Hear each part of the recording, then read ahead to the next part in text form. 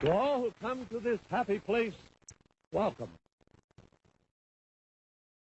Disney, of course, is a company that's known for their attention to detail. Whether it's the theming of a certain land or attraction, or the food that you can find in that land, because let's face it, buffalo wings are totally the food of the future, Tomorrowland. Disney sure knows how to theme a land, and that's what really separates them from other industries in the theme park business. There's this really interesting thing Disney likes to do with old extinct attractions, and that's not to tear them down and rebuild new attractions in their stead. No, that would be too easy. Instead, Disney likes to leave former attractions laying around almost in their entirety backstage, blocked off from viewers. So today I figured we'd talk about some Disney attractions that are still there and you could still go visit, but I highly recommend you don't, because you'll probably get kicked out or banned from the park. So this is my official statement.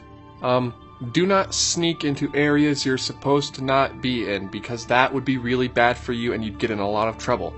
Go ahead and attribute that to me. Now, most of these attractions for some reason are in Walt Disney World as opposed to being in Disneyland. That's just because they have a lot more room to work with in Disney World, so I'm assuming that they don't need all of the attractions to be operating at maximum capacity at all the time, so they can just keep some closed and not do anything with them for 20 years. You know, that's until a very intrepid urban explorer sneaks back there and gets all the sweet, sweet footage of these shut down Disney rides. So that's what I'm going to be showing you guys today. Seriously, buffalo wings and cheeseburger pizza?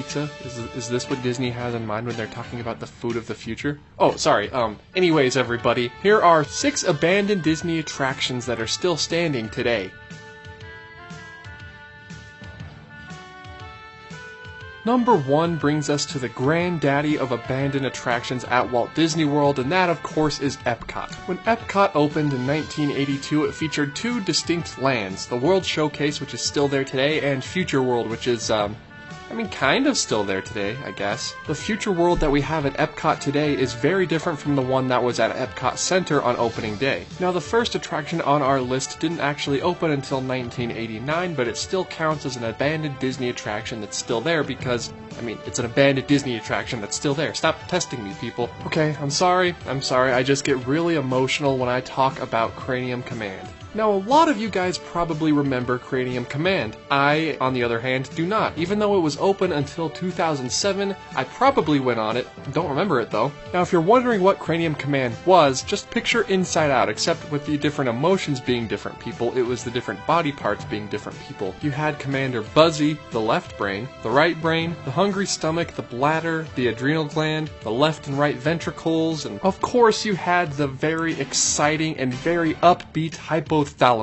Now, this attraction taught you how the parts of the human body work together to form who you are on the inside and on the outside. It was a very old classic Disney attraction that unfortunately got closed down in 2007. But did Disney tear down Cranium Command? Did they repurpose the theater or anything that was left over from the attraction? Oh, but of course not. As you can see in this video graciously provided by YouTuber Matt Sonswa, Cranium Command is still very much there and the sets are all still very much intact. Even Buzzy's face is still lit up from his chair, which is a little unnerving, if you ask me.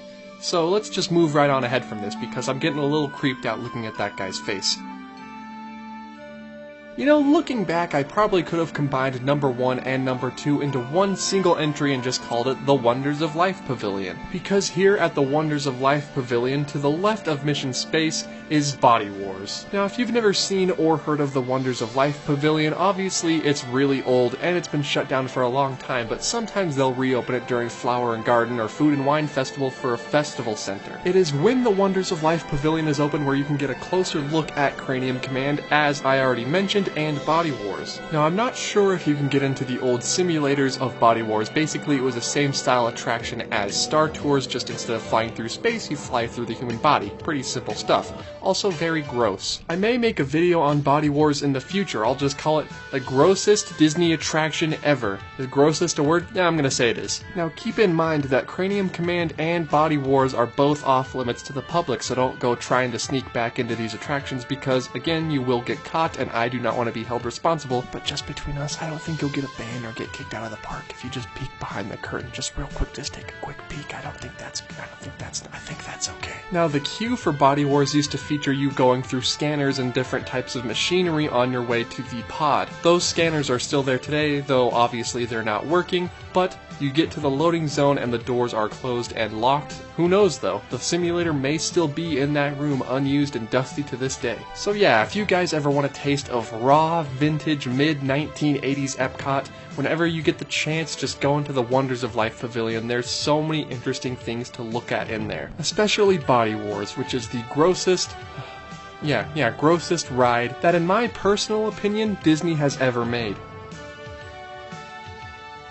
Now finally, with number 3, we get to go all the way across the United States to Anaheim, California, to my home park, Disneyland. Now I've talked about this shuttered and abandoned attraction many times before, but I feel like I cannot overstate this enough, because if any Disney executive is watching this video, please bring it back. We all know what I'm talking about. We're talking about the People Mover. Now usually when I talk about the People Mover, I'll discuss its history, but today I want to talk about where it still stands. We all know that it's shuttered and closed down, and it probably won't return anytime soon, but I'm going to look at the tracks today. I'm going to look at the things that are still standing that represent the People Mover. Number 1, the loading bay. Now, as you can clearly see from the Tomorrow Landing or anywhere around Tomorrowland, there is a large circular platform with a long beam jutting out towards the entrance of Tomorrowland. This massive circular platform is the old loading bay for the People Mover. There would be a revolving stage up there and guests would step onto the People Mover, very similar to how they did at Walt Disney World. Or, I suppose, how they still do at Walt Disney World, because it's still open over there. If you pay very close attention while you walk around Tomorrowland, even while you're in line for Space Mountain, you can see the old track of the People Mover above your head. Even while you're riding the monorail or riding the Autopia, look to your left or to your right, and it's usually above you, and you'll see an old metal track. These are the remains of the People Mover, a very easygoing attraction that would give you scenic views of Tomorrowland. Unfortunately, of course, these tracks aren't up to code anymore, and they're covered in debris like leaves and trash, so Disney would have to tear the entire track and loading bay down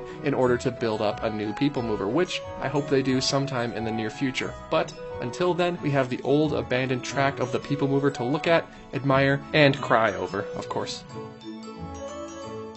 For number 4, we are sticking in Tomorrowland at Disneyland, and we are going towards the Star Wars launch bay as it's known today, or as it was formerly known, America Sings, or the Carousel of Progress, or Innoventions, one of the 3, take your pick. Now the structure of Innoventions or America Sings or the Carousel of Progress is still standing to this day, but if rumors hold true, it won't be that way for very long. You see, the first floor of Innoventions used to rotate like a carousel, which is why I guess they called it the Carousel Theater. When General Electric moved the Carousel of Progress to Walt Disney World's Tomorrowland, America Sings moved in, and it didn't really fit the tone of Tomorrowland, so eventually they closed it. Also, something tying it into the last entry on our list, the Tron Superspeed Tunnel segment of the People Mover ride went through the second story of the Carousel Theater. Innoventions then opened in 1998, and it was very similar to the Innoventions you could find at Epcot. Unfortunately though, because it was so similar, it meant that Innoventions became outdated very quickly. Innoventions then became a place where they showcased Iron Man armor and things from the Marvel Cinematic Universe before becoming Star Wars Launch Bay. Unfortunately though, it has been rumored that Innoventions will be coming down very soon with the addition of new Tomorrowland in Disneyland, hopefully before the Disneyland 70th anniversary. So I for one say goodbye, Innoventions. You will be missed. And, well, you tried your best, and that's all we could really ask. Going back to the father of all abandoned attractions, we're heading to Epcot in Florida and going over to the Imagination Pavilion. Now, of course, Journey into Imagination was a very classic Epcot ride that will be missed, but we're not going to be talking about the attraction today, no. We're going to be talking about the post-show. After exiting Journey into Imagination, you would go upstairs into a little place I like to call ImageWorks. Well, I mean, I guess that's what it was officially called. It wasn't just me who called it that. Now, I know what you're saying to yourself. You're saying, Dallin, ImageWorks is still there. No, I'm talking about a different ImageWorks. You guys are thinking of the ImageWorks What If Labs. Those are on the first floor of the attraction, but the ImageWorks I'm talking about was there when Journey into Imagination opened and was on the second story. Now, ImageWorks is gone, but if you look through a certain grate on the wall, you can see what's left over of the once imaginative, super fun place you could play after getting off Journey into Imagination. Now it's a Disney Vacation Club lounge. It just makes me wonder how much of the old ImageWorks is still up there and how much of it still, well, ImageWorks. Disney has since covered up the grate to keep you from looking into the old ImageWorks, but I mean, it'll all still be alive in our imaginations. Right, guys? Okay, moving on.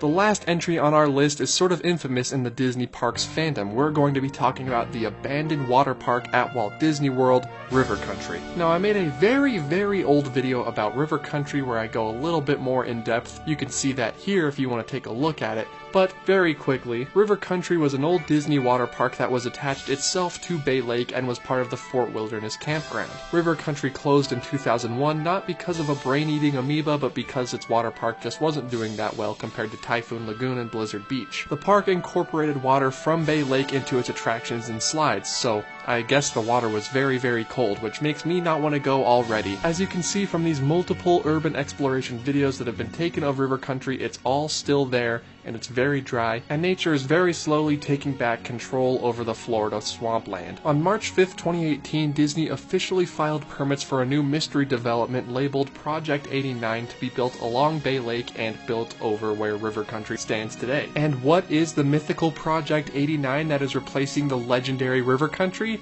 It's a DVC resort. Well, I mean, there's always next time. So for the very near future, you can walk up to the fence and peer over it and take a closer look at River Country. Just don't go in because, again, you'll get in a lot of trouble. So what do you guys think? What is your favorite extinct Disneyland or Disney World attraction that is still standing? I've listed a lot of them in this list, but there are some that I didn't even go over, so make sure to let me know down in those comments below. Also, be sure to hit that bell button. It really helps me out. And when looking back at all these attractions, we can smile and know that no good idea at Disney ever goes unused. They just also don't tear it down. And of course, I mean that quite literally.